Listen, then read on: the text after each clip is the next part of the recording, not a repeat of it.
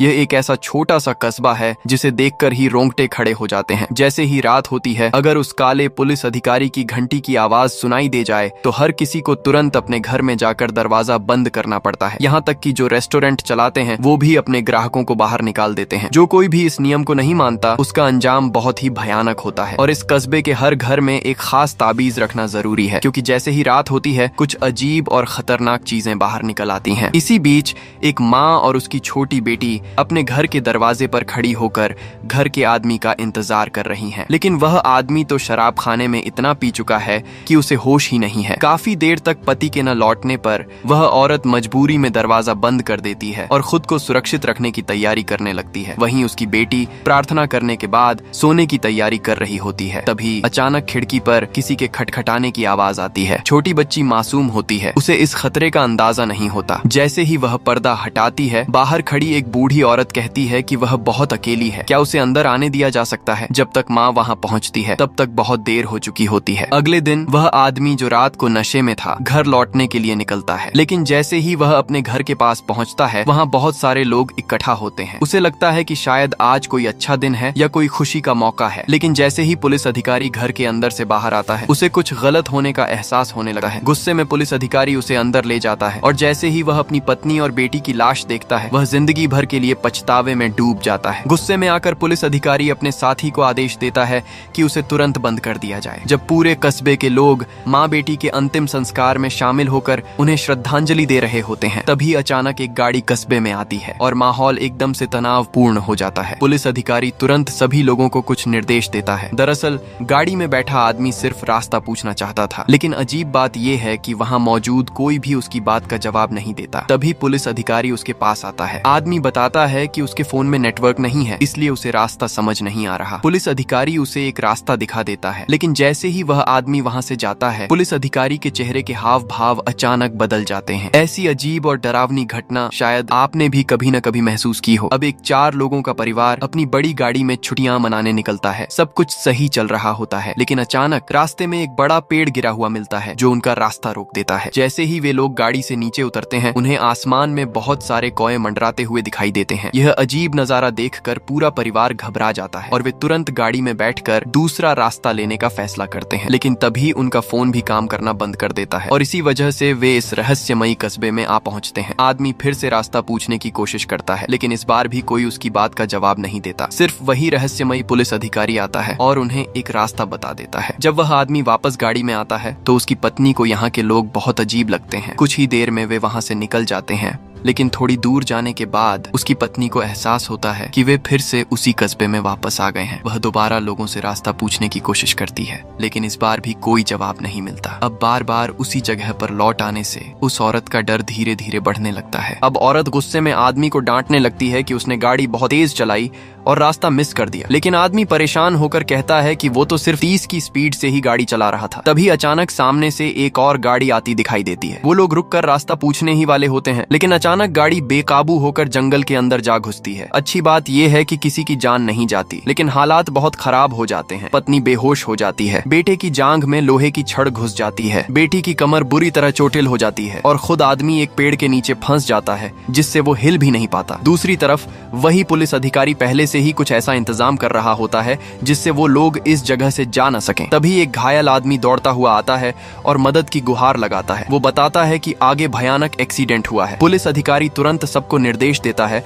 और खुद सबसे पहले वहां पहुंचता है। बाकी लोग भी उसके पीछे पीछे मदद के लिए भागते हैं। जब वे लोग वहां पहुंचते हैं तो काली गाड़ी के अंदर एक आदमी अभी भी जिंदा होता है, लेकिन वो नशे में होता है। इधर इस परिवार की हालत बहुत ही गंभीर होती है। फिर भी सब लोग मिलकर एक एक करके तीनों को बाहर निकाल लेते हैं, लेकिन एक बच्चा बहुत बुरी तरह फंसा होता है। उसे तुरंत बाहर निकालना मुश्किल है और सबसे बड़ा खतरा ये है कि अंधेरा होने में सिर्फ 40 मिनट बचे हैं, क्योंकि जैसे ही रात होती है वो खतरनाक चीजें बाहर आ जाती हैं। सबको पता है कि यहाँ रुकना मतलब अपनी जान खतरे में डालना। फिर भी किसी के पास कोई और रास्ता नहीं होता। आखिर फैसला होता है कि पुलिस अधिकारी और एक नर्स वहीं रुककर बच्चे को बचाने की कोशिश करेंगे और बाकी लोग तीनों घायलों को जल्दी से सुरक्षित जगह पर ले जाएंगे। पुलिस अधिकारी उस आदमी से कहता है कि वो पहले अपनी पत्नी और बेटी को लेकर चला जाए, क्योंकि इस सब को समझा समझाना उसके बस की बात नहीं है। आदमी आधा यकीन और आधा शक के साथ उसकी बात मान लेता है और अपनी पत्नी और बेटी को समझाकर वापस भेज देता है। जैसे ही वो गाड़ी में बैठते हैं, पुलिस अधिकारी घर के दरवाजे खिड़कियां कसकर बंद कर देता है और हर जगह ताबीज टांग देता है। आदमी की आंखों में अब डर साफ दिखाई देने लगता है, लेकिन उसके पास विश्वास करने के अलावा कोई रास्ता नहीं होता। उधर जो लोग घायलों को लेकर जा रहे होते हैं, उनकी गाड़ी के टायर अचानक फट जाते हैं। अब अंधेरा होने ही वाला है और वो खतरनाक चीजें किसी भी पल आ सकती हैं। इसलिए सब लोग तुरंत गाड़ी से उतरते हैं और घायलों को सहारा देकर भागते हुए वापस लौटने लगते हैं। इसी बीच बुरी तरह घायल बच्चा अचानक तड़पने लगा है। पहले से ही डरे हुए माहौल में अब बाहर से डरावनी आवाजें भी सुनाई देने लगी हैं। किसी को नहीं पता कि बाकी लोगों के साथ क्या हो रहा है। अब काली रात में कुछ लोग अपनी जान बचाने के लिए पागलों की तरह भाग रहे होते हैं, क्योंकि इस कस्बे में जैसे ही अंधेरा होता है, कुछ खतरनाक चीजें बाहर निकल आती हैं। जैसे ही उनकी आवाजें घर के अंदर मौजूद लोगों तक पहुंचती हैं, अंदर बैठे लोग घबरा जाते हैं। बाहर खड़े लोग दरवाजे पर बेतहाशा दस्तक देते हैं, अंदर आने की गुहार लगाते हैं, लेकिन कोई दरवाजा नहीं खोलता। और तभी वो खतरनाक चीजें सामने आ जाती हैं। जैसे ही एक लड़की उनके झांसे में आने वाली होती है, तभी एक लड़का गोली चला देता है, लेकिन उन चीजों पर गोली का कोई असर नहीं होता। खुशकिस्मती से उसी वक्त दरवाजा खुल जाता है और सब लोग किसी तरह अंदर घुसकर अपनी जान बचा लेते हैं। लेकिन अंदर आते ही उन्हें तुरंत बांध दिया जाता है, क्योंकि यहाँ के लोग नहीं जानते कि ये नए लोग सच में इंसान हैं या फिर उन्हीं खतरनाक चीजों का रूप। दूसरी तरफ पुलिस अधिकारी और उसके साथी भी अब उन डरावनी चीजों से घिर चुके हैं। ताबीज की वजह से वो चीजें अंदर नहीं आ पा रही हैं, लेकिन फिर भी कोई भी एक पल के लिए भी ढीला नहीं पड़ता, क्योंकि अब वो खतरनाक चीजें उन्हें बहकाने और धोखा देने की कोशिश करने लगती हैं। आखिर में पुलिस अधिकारी उस आदमी को किसी तरह काबू में करता है ताकि वो स्थिति को समझ सके। कुछ देर बाद आदमी धीरे धीरे शांत हो जाता है। अब उसके पास कोई और रास्ता नहीं होता, उसे मजबूरी में इस सच्चाई पर विश्वास करना पड़ता है। तभी पुलिस अधिकारी उसे धीरे धीरे सब कुछ समझाना शुरू करता है। उधर वो खतरनाक चीजें अभी भी गाड़ी के आसपास मंडरा रही होती हैं। इस समय उनके पास बस एक ही रास्ता है, सुबह होने का इंतजार करना। दूसरी तरफ उसकी पत्नी के हाथों की रस्सी खोली जाती है, लेकिन वो घबराकर तुरंत बाहर भागकर अपनी बेटी को ढूंढने जाना चाहती है। दरवाजे पर बंदूक लेकर खड़े आदमी को देखकर वो मजबूरी में वापस बैठ जाती है। वहाँ मौजूद एक जिम्मेदार व्यक्ति उसे समझाता है कि उसकी बेटी को कोई नुकसान नहीं पहुंचाएगा, क्योंकि ये खतरनाक चीजें अक्सर लोगों को धोखा देने के लिए उनके जान पहचान वालों का रूप धारण कर लेती हैं और फिर हमला करती हैं। इसी वजह से यहाँ के लोग हर नए इंसान पर शक करते हैं। वो उसे बताता है कि इस कस्बे में मौजूद हर इंसान ठीक उसी तरह यहाँ पहुंचा है जैसे वो पहुंची है। इसलिए वो कहता है कि पहले ये रात सुरक्षित निकालो, फिर धीरे धीरे सब कुछ समझ में आ जाएगा। लेकिन इसी बीच एक और डरावनी घटना घटी है। वहीं दूसरी तरफ एक लड़की जो एक घायल आदमी की देखभाल कर रही होती है, अचानक उसका व्यवहार अजीब हो जाता है, जैसे उस पर किसी का कब्जा हो गया हो। कुछ ही मिनट पहले वो आदमी को दिलासा दे रही थी कि ये उसकी गलती नहीं है, और अगले ही पल वो उसी आदमी की हत्या कर देती है। इतना ही नहीं, वो कमरे का दरवाजा भी खोल देती है। एक नर्स जब वहाँ पहुँचती है तो ये भयानक नजारा देखकर सन्न रह जाती है। वो भागने की कोशिश करती है, लेकिन तब तक वो खतरनाक चीजें उसके सामने आ चुकी होती हैं। वो लड़की जो अभी कुछ देर पहले मरीज को संभाल रही थी, अब खुद ही उसकी जान ले चुकी थी। जब वो घर वापस आती है तो अपने ऊपर लगे इस पाप को धोने की कोशिश करती है, लेकिन सच्चाई ये है कि उसका मन अब उन खतरनाक चीजों के काबू में आ चुका है। और सबसे डरावनी बात, पूरा कस्बा अभी तक इस सच्चाई से अनजान है। दूसरी तरफ वही जिम्मेदार व्यक्ति उस औरत को इस कस्बे की पूरी सच्चाई बताता है। वो बताता है कि जो भी इंसान इस कस्बे में आता है वो पहले एक ऐसी सड़क से गुजरता है जहाँ एक बड़ा पेड़ रास्ता रोककर गिरा होता है। उसके बाद आसमान में बहुत सारे कौए दिखाई देते हैं, और चाहे तुम कितनी भी दूर गाड़ी चलाओ, तुम बार बार उसी जगह घूमकर वापस आ जाते हो और आखिर में तुम इसी कस्बे में पहुंच जाते हो। वो बताता है कि वो और उसकी बहन भी इसी तरह यहाँ पहुंचे थे, लेकिन उसकी बहन को इन खतरनाक चीजों पर विश्वास नहीं था और इसी वजह से उन चीजों ने उसे बेरहमी से मार डाला। ये सब सुनकर वो औरत पूरी तरह डर से कांप उठती है। किसी तरह ये लंबी और खतरनाक रात गुजरती है और सुबह होते ही पूरा परिवार एक दूसरे से मिल पाता है। लेकिन जब सब लोग वापस कस्बे में आते हैं तो उन्हें पता चलता है कि अस्पताल का दरवाजा खुला हुआ है। ये देखकर पुलिस अधिकारी का साथी तुरंत समझ जाता है कि कुछ बहुत बुरा हुआ है। उसे अंदाजा हो जाता है कि उसका पिता अब जिंदा नहीं होगा, और सच में उसका पिता उन खतरनाक चीजों द्वारा बेरहमी से मार दिया जाता है। असल में ये सब उस लड़की की वजह से हुआ था जो रात में उनके काबू में आ गई थी और दरवाजा बंद करना भूल गई। लेकिन इस सच्चाई के बारे में किसी को कुछ पता नहीं होता। उधर पुलिस अधिकारी का साथी इस पूरी घटना के लिए उस नए परिवार को जिम्मेदार मानने लगता है और उनके खिलाफ नफरत पाल लेता है। पुलिस अधिकारी अपने हाथ में पकड़ी चीज को देखता है जैसे वो कुछ बड़ा फैसला लेने की सोच रहा हो। वापस जाकर वो मजबूरी में उस दीवार पर लिखे 96 दिनों की शांति के रिकॉर्ड को मिटा देता है। अब ये साफ हो चुका है कि इस कस्बे की शांति खत्म हो चुकी है। धीरे धीरे वो 4 लोगों का परिवार भी इस अजीब और खतरनाक जगह के माहौल को स्वीकार करने लगता है। लेकिन फिर भी एक अजीब बात सामने आती है। जब छोटा बच्चा अकेले खिड़की के बाहर देखता है तो कुछ ऐसा दिखता है जो बाकी किसी को नजर नहीं आता। वो छोटा बच्चा जब भी खिड़की खिड़की से बाहर देखता है उसे हमेशा एक और छोटा बच्चा दिखाई देता है जो उसे हाथ हिलाकर बुलाता है। लेकिन सबसे डरावनी बात यह है कि इस पूरे कस्बे में जो बच्चा अभी मरा है उसके अलावा कोई और बच्चा है ही नहीं, फिर भी वो बच्चा बार बार दिखाई देता है। अब ये छोटा लड़का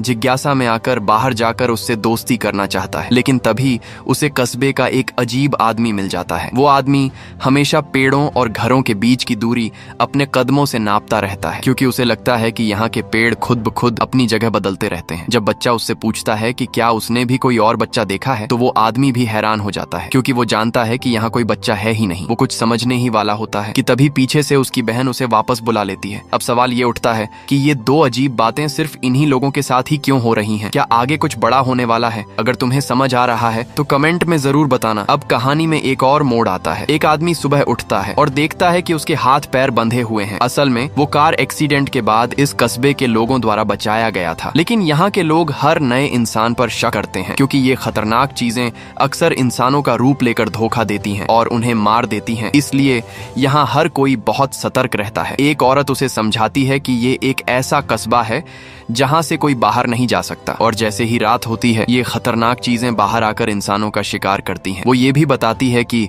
उसके दोस्त की मौत भी इन्हीं के हाथों हुई है। ये सब सुनकर आदमी डर तो जाता है, लेकिन उसे लगता है कि ये सब कोई नाटक है या फिर कोई खेल चल रहा है। इसलिए वो अचानक बाहर भागा है और रास्ते में खड़ी एक साइकिल उठाकर खुद ही सच्चाई ढूंढने निकल पड़ता है। वो एक रेस्टोरेंट में जाकर बिना लाइन के खाना खाने लगता है। उसे लगता है कि उसने बहुत पैसे दिए होंगे तभी उसे ये सब मिल रहा है, लेकिन तभी एक बुजुर्ग औरत उसे डांट देती है और उसे उसकी औकात दिखा देती है। दूसरी तरफ एक पादरी नए आए हुए पति पत्नी को इस जगह के बारे में समझा रहा होता है। वो उन्हें बताता है कि रात में हमेशा दरवाजे और खिड़कियां बंद रखना, क्योंकि ये खतरनाक चीजें तुम्हें बहकाकर अंदर आने की कोशिश करेंगी, और खासकर बच्चे बहुत जल्दी इनके झांसे में आ जाते हैं। फिर वो उन्हें एक घर दिखाने ले जाता है जहाँ वो एक असली उदाहरण देता है। वो बताता है कि इस घर का मालिक लापरवाह था और शराब के नशे में नियमों का पालन नहीं कर पाया, जिसकी वजह से उसकी पत्नी और बच्ची की मौत हो गई। ये सब देखकर वो औरत बहुत घबरा जाती है और विरोध करने लगती है, लेकिन उसका पति उसे समझाता है कि अगर वे नियमों का पालन करेंगे तो उनके साथ कुछ भी बुरा नहीं होगा। अब उन्हें भी समझ आ जाता है कि उनके पास कोई और रास्ता नहीं है। उधर वही नशे में रहने वाला आदमी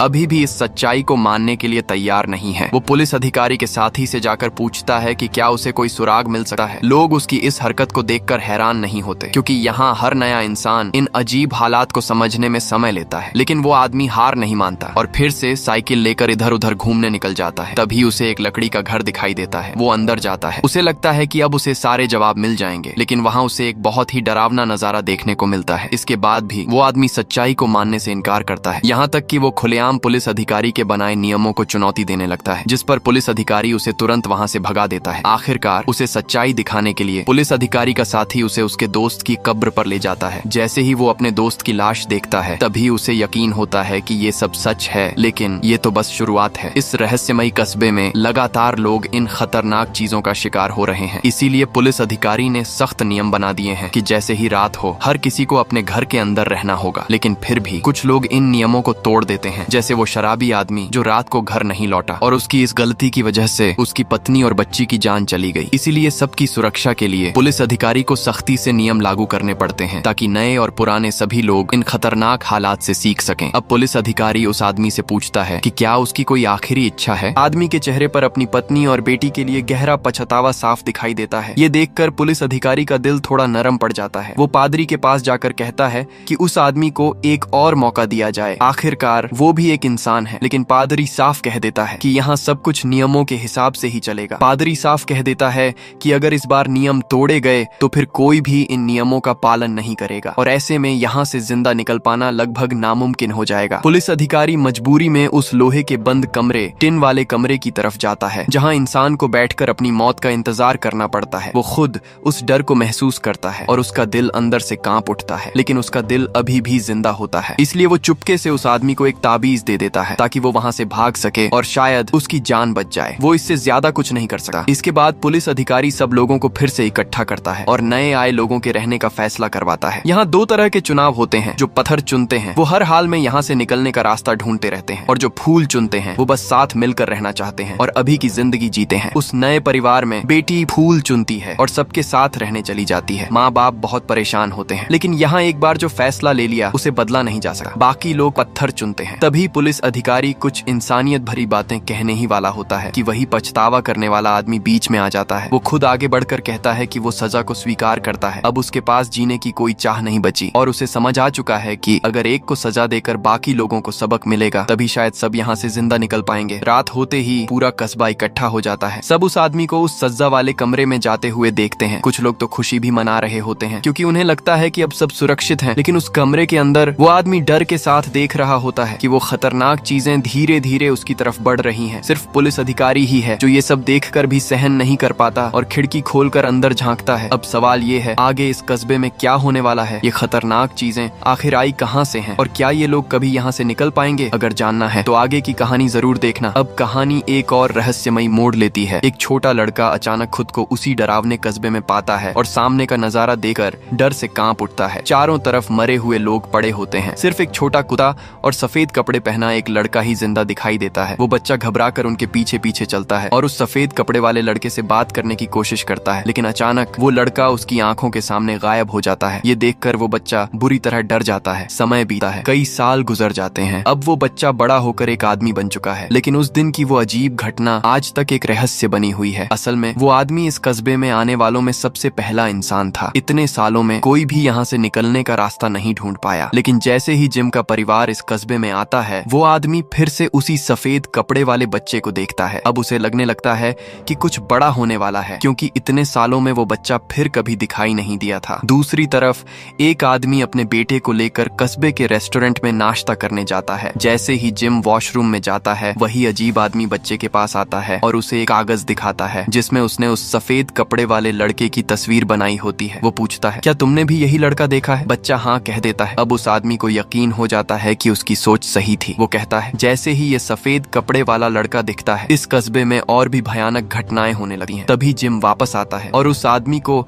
अपने बेटे के पास देखकर गुस्सा हो जाता है। वो तुरंत उसे पकड़कर दूर कर देता है और कहता है कि उसके बेटे से दूर रहे। ये देखकर बच्चा भी हैरान रह जाता है क्योंकि उसे अभी तक इस कस्बे की सच्चाई का अंदाजा नहीं है। घर लौटने के बाद बच्चा कहता है कि वो थोड़ी देर अकेले रहना चाहता है, लेकिन कुछ ही देर में वही अजीब आदमी पीछे के दरवाजे से फिर आ जाता है और बच्चे को अपने साथ चलने के लिए कहता है। वो कहता है कि हमें उस सफेद कपड़े वाले लड़के को ढूंढना होगा क्योंकि उसी से पता चल सकता है कि वो वापस क्यों आया है। वो ये भी बताता है कि सिर्फ वही लोग उसे देख सकते हैं जिन्हें वो खुद चुनता है। दोनों जंगल में जाते हैं और कुछ ही देर बाद उन्हें फिर से वही सफेद कपड़े वाला लड़का दिखाई देता है, लेकिन जैसे ही वे उसके पीछे जाते हैं वो फिर से गायब हो जाता है। तभी उस आदमी को एक अजीब सा पेड़ दिखाई देता है। वो एक पत्थर उठाकर उस पर निशान बनाता है और उसे पेड़ के अंदर डाल देता है। कुछ ही पल बाद वही पत्थर कहीं और से नीचे गिर जाता है। अब उसे समझ आता है कि इस जंगल के पेड़ों के अंदर जो सुराख हैं वो किसी भी चीज को एक जगह से दूसरी जगह पहुंचा सकते हैं। वो अजीब आदमी जो पेड़ों के बारे में जानता था असल में उस रहस्य को सिर्फ वही जानता था। यही वजह है कि लोग अलग अलग जगहों से अचानक इस कस्बे में आ जाते हैं। जब वो ये राज उस बच्चे को बताता है तभी उस पेड़ के अंदर से एक डरावनी आवाज आती है और वो आदमी अचानक दर्द से तड़पने लगता है। उसे समझ आ जाता है कि अब खतरा आने वाला है। वो तुरंत वहाँ से निकलने के लिए कहता है। उसी समय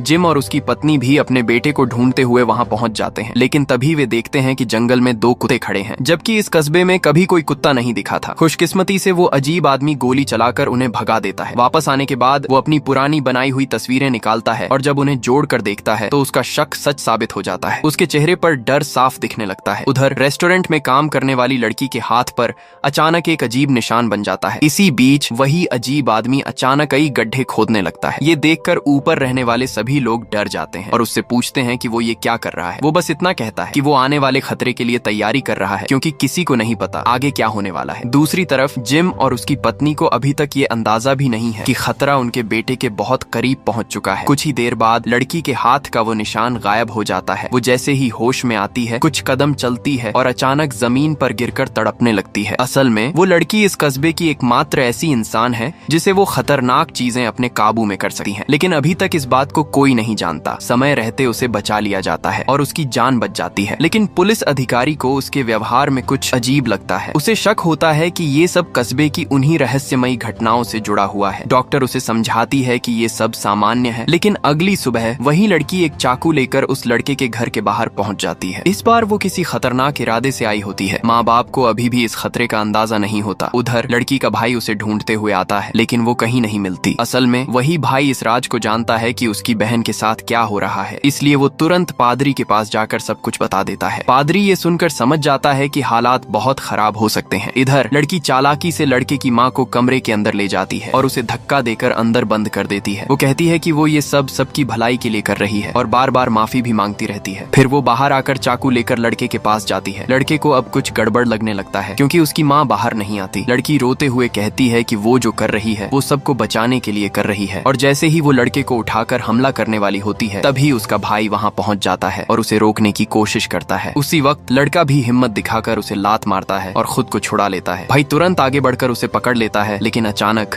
लड़की पलट कर उसके गले पर वार कर देती है। कुछ ही पल बाद उसे एहसास होता है कि उसने अपने ही भाई को घायल कर दिया है। तभी पादरी भी वहाँ पहुँच जाता है। लड़की डर से उसकी तरफ देखने लगती है, लेकिन तब तक उसका भाई बेहोश हो चुका होता है। जब पुलिस अधिकारी वहाँ पहुँचता है तब तक लड़की भाग चुकी होती है। पादरी चुपचाप जंगल से वापस लौटता है। उसके चेहरे पर गहरी चिंता साफ दिखाई देती है। जिम गुस्से में पुलिस अधिकारी और पादरी के पास आता है और उस लड़की को ढूंढने की मांग करता है जिसने उसके परिवार पर हमला किया। पादरी हिचकिचाते हुए कहता है कि वो जंगल में भाग गई है। दोनों उसे भरोसा दिलाते हैं कि अगर वो मिली तो उसके साथ सख्त कार्रवाई होगी, लेकिन जिम गुस्से में चिल्लाता है, क्या यही तुम्हारा परिवार है? दोनों के पास कोई जवाब नहीं होता। उधर पुलिस अधिकारी अपराध बोध में डॉक्टर के पास जाता है और उसे दिलासा देता है कि ये उसकी गलती नहीं है। तभी अचानक उसे कुछ अजीब सी आवाज सुनाई देती है। दूसरी तरफ एक आदमी खराब प्लग ठीक करने की कोशिश करता है, लेकिन हैरानी की बात ये होती है कि उस प्लग में तांबे की तार ही नहीं होती और उससे जुड़ी बिजली की तारों में भी कोई तार नहीं होता, फिर भी बल्ब जल रहा होता है। यही है इस कस्बे का सबसे बड़ा और डरावना रहस्य, जहाँ हर चीज सामान्य दिखते हुए भी पूरी तरह असामान्य है। अब पति पत्नी अभी भी इस अजीब बात को समझ ही रहे होते हैं कि तभी कस्बे का एक आदमी ढेर सारी तारें लेकर अंदर घुस आता है। वो बताता है कि उसने भी इस रहस्य को नोटिस किया है और अगर इस कस्बे से बाहर निकलना है तो अभी भी एक आखिरी रास्ता बचा है। वो कहता है हमें एक सिग्नल टावर बनाना होगा ताकि बाहर की दुनिया से संपर्क किया जा सके, इस उम्मीद में कि शायद अब बचने का रास्ता मिल जाए। दोनों लोग सारा सामान लेकर कस्बे के सबसे ऊंचे पेड़ के पास पहुंचते हैं। जल्दी जल्दी काम शुरू होता है। जिम पेड़ की सबसे ऊंची शाखा पर एंटीना लगा देता है और वो शराबी आदमी नीचे खड़े होकर तार जोड़ने लगता है, लेकिन तभी कुछ बहुत अजीब होता है। जैसे ही वो ऊपर देखता है पेड़ के तने से अजीब अजीब शाखाएं निकलने लगती हैं। वो अपने हाथ में उन शाखाओं को देखकर डर जाता है और जैसे ही वो ऊपर नजर उठाता है उसे पेड़ पर कुछ लटकता हुआ दिखाई देता है। साथ ही पेड़ पर एक अजीब सा निशान भी बना होता है। अब उसका डर और बढ़ जाता है। वो पीछे मुड़ता है और अचानक कोई आदमी उस पर गोली चला देता है। वो घबराकर जान बचाने के लिए भागने लगता है। पीछे से फिर गोली चलती है और डर के मारे वो जमीन पर गिर जाता है। तभी वो आदमी उसके पास आता है और उस पर हमला करने लगता है, लेकिन जैसे ही वो दूसरी बार वार करने वाला होता है जिम की आवाज सुनकर वो होश में आता है। तब उसे समझ आता है कि ये सब सिर्फ एक भयानक भ्रम, इल्यूजन था। पेड़ को छूते ही उसे ये सब दिखाई दिया था। डर के मारे वो तुरंत वहाँ से भाग जाता है। कुछ देर बाद जिम अकेले उसी पेड़ के पास वापस आता है और वायरलेस सेट चालू करता है। उसे वहाँ से हल्की हल्की आवाजें, सिग्नल तो सुनाई देती हैं, लेकिन कोई जवाब नहीं आता। उधर उसकी पत्नी के साथ भी कुछ अजीब होता है। उसे एक ऐसा गहना मिलता है जो उसने सालों पहले अपने पति को दिया था, लेकिन वो गहना बहुत पहले खो चुका था। अब वही गहना इस कस्बे के एक स्टोर रूम में कैसे आ गया, ये सोचकर वो और भी परेशान हो जाती है। उसे उस बिना तार वाली बिजली की बात याद आती है और वो तय करती है कि अब सच्चाई का पता लगाना ही होगा। वो दीवार तोड़कर तारों के स्रोत को देखने लगती है। तभी उसका पति आता है और उसे ऐसा करते देखकर हैरान रह जाता है। औरत उसे गहना दिखाकर कहती है कि ये वही खास गहना है जो उसने सालों पहले उसे दिया था और जिस पर उसने खुद एक निशान भी बनाया था। अब ये यहाँ कैसे आ गया? ये बात बिल्कुल नामुमकिन लगती है, लेकिन फिर भी ये सच उनके सामने खड़ा है। दूसरी तरफ पादरी एक टॉर्च लेकर जमीन के नीचे बने एक गुप्त कमरे में जाता है। असल में वो लड़की भागी नहीं थी, बल्कि पादरी ने ही उसे छिपा कर रखा था। वो ये जानना चाहता था कि क्या वो सच में उन खतरनाक चीजों से बात कर सकती है, क्योंकि अगर ऐसा है तो शायद ये सबके बचने का रास्ता बन सकता है। लड़की बताती है कि वो खतरनाक चीजें भी इंसानों की तरह ही इस जगह पर फंसी हुई हैं और वो भी अपने घर जाना चाहती हैं, लेकिन उनके मुताबिक अगर नए आए लोगों को मार दिया जाए तो शायद सब लोग यहाँ से निकल सकते हैं, वरना यहाँ मौजूद हर इंसान मर जाएगा। पादरी इस बात पर शक करता है। वो कहता है अगर तुम्हारे पास इसका कोई सबूत है तो हम उसे पुलिस अधिकारी को दिखा सकते हैं। तभी लड़की अचानक बेचैन होने लगती है और फिर वो एक अजीब सा निशान बनाकर दिखाती है। वो कहती है कि जब पादरी पहली बार इस कस्बे में आया था तो उसने जो सामान जमीन में दबाया था उस पर भी यही निशान बना हुआ था। ये सुनकर पादरी तुरंत वहाँ जाता है और सालों पहले दबाया हुआ सामान बाहर निकालता है और सच में उस पर वही निशान बना होता है। अब पादरी भी डर जाता है क्योंकि इसका मतलब है लड़की सच बोल रही है। लेकिन कहानी यहीं खत्म नहीं होती। एक और रहस्यमयी आदमी जो पहले कभी कभी कहानी में दिखाई नहीं दिया। रात के समय जब सब लोग सो रहे होते हैं, चुपचाप अपने कमरे से निकलता है और एक खिड़की के पास जाकर पर्दा हटाता है। वो लड़की खिड़की के बाहर खड़ी होकर आदमी से विदा लेने की बात करती है, लेकिन उसका ये तरीका आदमी को अजीब लगता है। आदमी घबराने लगता है और तभी लड़की ऐसी बात कहती है जिससे उसका दिल टूट जाता है। वो बिना सोचे समझे खिड़की को जोर लगाकर खोल देता है, खुशी खुशी अपनी पसंदीदा लड़की को अंदर बुला लेता है। लेकिन जिसने भी ये कहानी ध्यान से देखी है उसे पता है कि रात में खिड़की खोलना मौत को बुलाना है। पहले तो वो लड़की बिल्कुल मासूम और सीधी सादी लगती है, लेकिन अगले ही पल उसका असली रूप सामने आ जाता है और वो आदमी उसी पल अपनी सबसे बड़ी गलती की कीमत चुका देता है। उधर नीचे बाकी लोग पार्टी में मस्त होते हैं, उन्हें बिल्कुल अंदाजा नहीं होता कि उनके सिर के ऊपर ही मौत मंडरा रही है। दूसरी तरफ पादरी पुलिस अधिकारी के पास जाता है और वो कपड़े दिखाता है जो उसने जमीन से निकाले थे। वो अपनी पुरानी सच्चाई बताता है कि एक बार वो एक बच्चे को उसके पिता की मारपीट से बचा रहा था, लेकिन गलती से उसने उस बच्चे के पिता की जान ले ली और उसी के बाद वो किसी तरह इस कस्बे में आ पहुंचा। ये बात सिर्फ उसे ही पता थी, लेकिन हैरानी की बात ये है कि वो लड़की भी ये सब जानती थी। फिर वो पुलिस अधिकारी को बताता है कि उसने उस लड़की को तहखाने में बंद करके रखा है। ये सुनते ही पुलिस अधिकारी गुस्से में बंदूक निकाल लेता है, क्योंकि पादरी ने कस्बे के नियम तोड़ दिए थे। लेकिन पादरी समझाता है कि वो लड़की खास है, वो शायद इस जगह के रहस्य को सुलझा सकती है और सबको यहाँ से बाहर निकालने में मदद कर सकती है, क्योंकि उसका उन खतरनाक चीजों से कोई कनेक्शन है। पुलिस अधिकारी भी अब इस उम्मीद को एक मौका देना चाहता है, क्योंकि शायद यही बाहर निकलने का रास्ता हो सकता है। उधर वो खतरनाक चीज जिसने अभी अभी एक इंसान को मारा था बिल्कुल आराम से अपने कपड़ों से खून साफ करती है और फिर खिड़की खोल देती है। जैसे ही खिड़की खुलती है बाकी खतरनाक चीजें भी अंदर आने लगती हैं। नीचे एक लड़की को अजीब सी हंसी सुनाई देती है। वो उत्सुकता में ऊपर जाती है, लेकिन उसे नहीं पता होता कि सामने जो लड़की है वो इंसान नहीं है। दरवाजा बंद होते ही उसे सच्चाई समझ आती है, लेकिन तब तक बहुत देर हो चुकी होती है। वो खतरनाक चीजें उसके पास आती हैं और धीरे धीरे उसके साथ खेलना शुरू कर देती हैं। आखिर में उसकी जिज्ञासा ही उसकी मौत का कारण बन जाती है। दूसरी तरफ वो शराबी आदमी लगातार खोज करता रहता है और आखिरकार उसे एक पुरानी किताब में एक तस्वीर मिलती है। उस तस्वीर में जो इंसान होता है वो कोई और नहीं बल्कि उसी अजीब आदमी का बचपन का रूप होता है। अब ये सब किस ओर इशारा कर रहा है? ये अभी भी एक रहस्य बना हुआ है, लेकिन उस अजीब आदमी को अब महसूस होने लगता है कि कुछ बड़ा होने वाला है। उधर एक आदमी आराम से बैठकर शराब पी रहा होता है, तभी उसके ऊपर से कुछ टपकता है। वो ऊपर देखता है और देखता है कि एक खतरनाक चीज छत पर मौजूद है। तभी अचानक चीखों की आवाज गूंजती है और पूरा कस्बा अफरा तफरी में बदल जाता है। हर तरफ भगदड़ मच जाती है। आज की रात बहुत खतरनाक होने वाली है। एक लड़की अपने प्रेमी को ढूंढने निकलती है, लेकिन सामने ही वो खतरनाक चीजें आ जाती हैं। उधर वो अजीब आदमी नीचे की चीखें सुनकर समझ जाता है कि हालात बिगड़ चुके हैं। वो तुरंत रस्सी निकालकर खिड़की से नीचे उतरने की तैयारी करता है। उसके साथ खड़ी लड़की घबराकर बार बार पूछती है कि क्या हो रहा है, लेकिन वो बिना कुछ समझाए उसके गले में रस्सी डालकर कहता है कि उसे उस पर भरोसा करना होगा। दूसरी तरफ एक महिला लीडर लोगों को सुरक्षित बाहर निकालने की कोशिश कर रही होती है। तभी कोई आकर पूछता है कि अभी तक पुलिस अधिकारी का बेटा और जूली नहीं मिले हैं। वो खुद अंदर जाकर उन्हें ढूंढना चाहती है, लेकिन दूसरी लड़की उसे रोकती है और कहती है कि वो लोगों को सुरक्षित बाहर ले जाए। इस बीच बाहर का माहौल पूरी तरह बेकाबू हो चुका होता है और जब वो अजीब आदमी नीचे उतरता है तो उसे फिर से वही सफेद कपड़ों वाला लड़का दिखाई देता है जो जंगल की तरफ जा रहा होता है। ऐसा लगता है जैसे वो किसी रास्ते की ओर इशारा कर रहा हो। दोनों लोग उस सफेद कपड़ों वाले बच्चे के पीछे पीछे जंगल में भागते हैं, क्योंकि अब तक सभी खतरनाक चीजें बाहर आ चुकी होती हैं। उधर पुलिस अधिकारी का बेटा अभी भी अंदर फंसा हुआ है। वो एक कमरे में बंद है और चारों तरफ से खतरनाक चीजें धीरे धीरे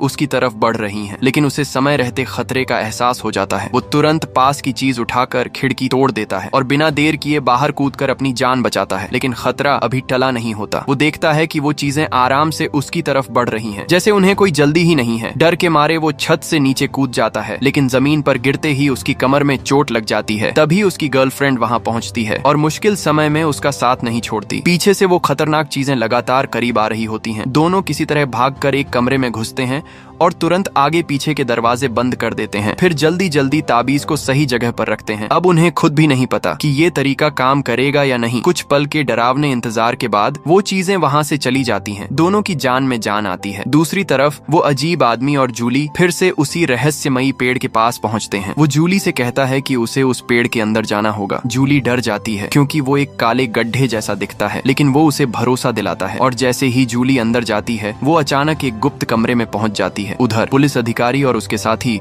अभी भी इस बात पर चर्चा कर रहे होते हैं कि सबको यहाँ से कैसे निकाला जाए। तभी बाहर से लाउडस्पीकर की आवाज आती है। दोनों तुरंत समझ जाते हैं कि उस तरफ खतरा पहुंच चुका है और सबसे बड़ी चिंता ये होती है कि उनका बेटा अभी तक लापता है। लेकिन इस समय उनके पास सोचने का वक्त नहीं होता, उन्हें तुरंत लोगों की जान बचानी होती है। इसी बीच पादरी धीरे धीरे चलते हुए आ रहा होता है। तभी अचानक पीछे से एक खतरनाक चीज उसे जोर से मारती है। वो जोरदार थप्पड़ उसके चेहरे पर पड़ता है। पुलिस अधिकारी तुरंत गोली चलाकर उसे बचाता है और दोनों किसी तरह एक कमरे में घुस जाते हैं। लेकिन वो एक वार बहुत भारी पड़ता है। पादरी की गर्दन की नस कट जाती है। उसके चेहरे पर दर्द और पछतावा साफ दिख रहा होता है और कुछ ही पलों में वो इस दुनिया को अलविदा कह देता है। अब सवाल और भी गहरे हो गए हैं। क्या जूली उस रहस्यमयी जगह से बाहर निकल पाएगी? क्या वो सफेद कपड़ों वाला बच्चा सच में रास्ता दिखा रहा है? और क्या इस कस्बे के लोग कभी यहाँ से जिंदा बचकर निकल पाएंगे? ये सब जानने के लिए अगले भाग का इंतजार करो।